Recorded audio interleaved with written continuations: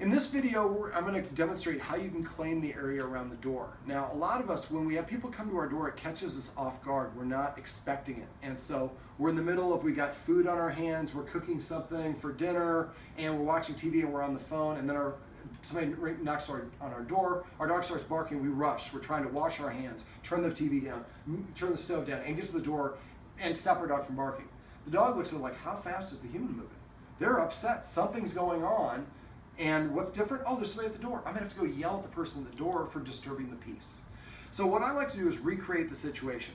In this scenario, we have actually one of the guardians is outside the door and she's waiting. She's gonna play the part of a guest knocking on the door. We've coordinated the time. I know exactly when she's gonna knock. If you're doing this at home, you might wanna have your partner text or call you when they're a couple minutes away. Gives you a chance to prepare, wipe your hands down, pretend like you're still watching TV or doing whatever it's doing.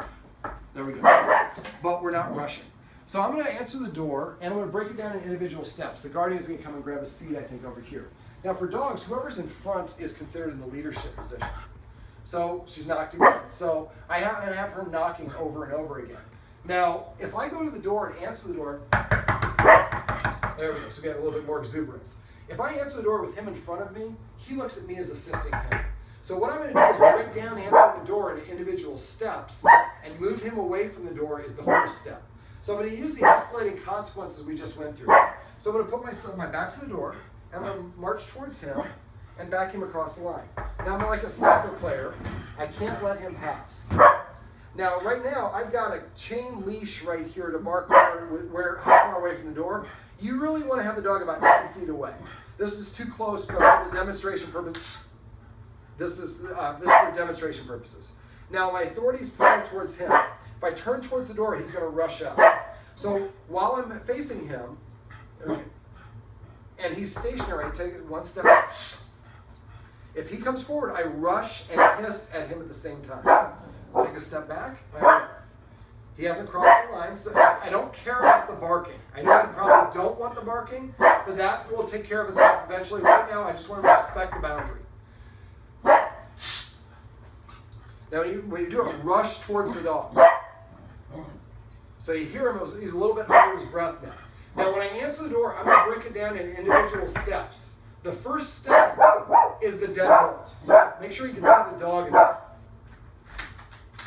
this. So that step, that sound is what we call a trigger. It is associated with the door opening. So I want to help him practice this step over and over until he doesn't respond to it. Make it as noisy as possible. So I had to correct him a couple times. Now I've taught him the behavior I want him to display during this step of the process. So now I've got this one down. Now I'm going to do the handle.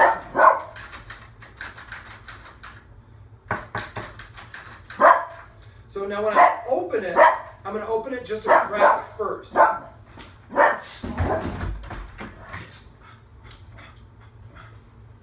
Now, if it's too open an area, you might create a choke point by putting some stuff up to make it a smaller area.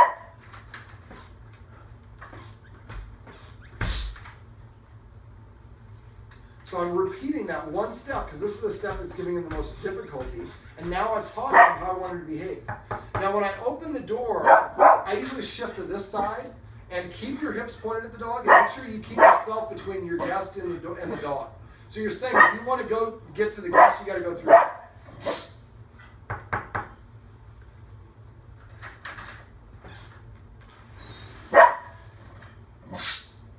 Come on in.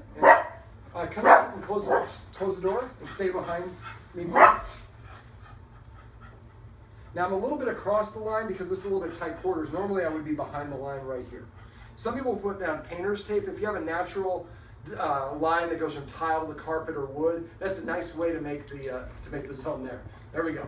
So now I'm going to back up. If I want to interact with a guest, I'm going to keep some of my authority pointed towards the dog. So if I'd like to look at the guest or give them a kiss, I'm going to turn my head, but I'm going to keep my hips and shoulders pointed at the dog. If I want to give the person a hug, I'm going to keep my eyes here and turn and give them a hug. And so this way, one piece of my authority is pointing towards the dog at all times. Now, this isn't the most appropriate way to answer the door with your butt facing your guest. This is why we do this when we have friends and family members coming over who are in on it with us. So they can knock like she did, and she was knocking over and over. Because I want to make it the worst case scenario. If we practice that and then we get the UPS knock like this, because that's how they knock. They don't want you to come to the door.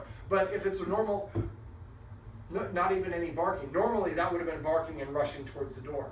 So we're teaching him a new behavior, and we're demonstrating to the dog that the human has the job handled. We don't need you to do this anymore.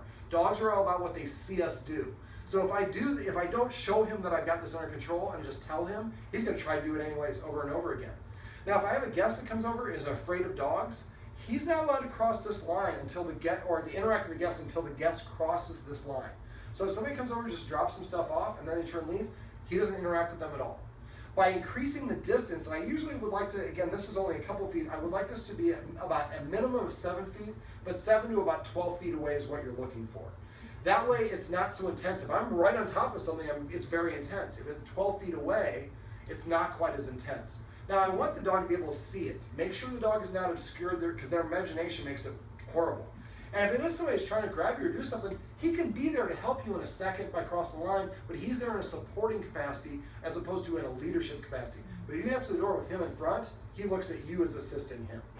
So, and then you can have the guest where he come on in, and now he can interact with the guest in a respectful way. We don't want to let him jump up on the guest. Jumping up on a guest is a way of saying, I'm claiming you, or I want you to know that I'm the sheriff around here. So if he does either one of those things, he's asserting himself. Something he was doing while we're talking about this is he likes to scent mark. So he drags his shoulder across the couch and around, across my bag and across the console. And that's a way of marking it with his scent as a way of claiming his ownership of it or asserting himself and saying, I'm in charge around here. Now, one of the rules we talked about earlier off camera was not being on the couch. You notice what he did is when I took this away from him, he went over the couch and gave himself some artificial authority by jumping up on the couch because I'm not allowing him to do what he wants to do. We're essentially demoting the dog. It's hard to get demoted. If you get demoted, still working at the same company but lower position, that's pretty difficult. He's going to challenge you on this. But this is one of my favorite exercises. It's usually about 6 to 12 times, and the dog will come back here and be like, are you going to go answer that or what? And they'll wait behind the line on their own. Now, again, if you have a really open floor plan, get yourself some cardboard boxes or put chairs or something up so that it creates a bit of a gauntlet, a smaller choke point. Now, if we did that, then each time I would practice it, I would maybe move the chairs a little bit further away. So it gradually gets to be back to the original open space, but the dog still sees himself as being blocked. There was one other thing I wanted to go over. I'm trying to remember what it is. Oh, painter's tape. A lot of people will use painter's tape if like here we have carpet the whole way. So you might want to get painter's tape, put it down on the carpet, and make a box so so it's about 7 feet away. That makes it easy for the human and the dog to understand exactly where the boundary is. So this is how I like to show people how to claim the area around the door when you have guests arrive.